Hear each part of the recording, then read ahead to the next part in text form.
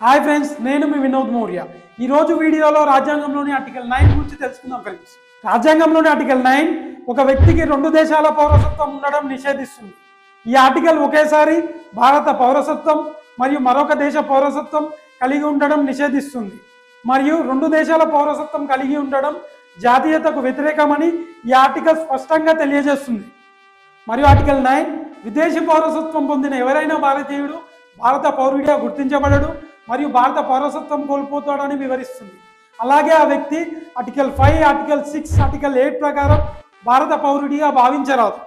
రాజ్యాంగ సమయంలో చర్చించినట్టుగా భారతదేశ పౌరులు భారతదేశం పట్ల ఏక విధేయతను ఉండాలని, అంటే భారత పౌరులు భారతదేశం పట్ల విధేయులుగా ఉండాలని, ఇష్టానుసారంగా మరొక దేశ పౌరుడిగా మారితే ఆర్టికల్ 9 ప్రకారం భారత పౌరసత్వం కోల్పోతారు అని తెలియజేస్తుంది. ఈరోజు వీడియోలో ఆర్టికల్ 9 గురించి తెలుసుకున్నాం ఫ్రెండ్స్. ఆర్టికల్ 10, ఆర్టికల్ 11 గురించి నెక్స్ట్ వీడియోలో తెలుసుకుందాం friends. Please do like, share and subscribe. Thank you friends.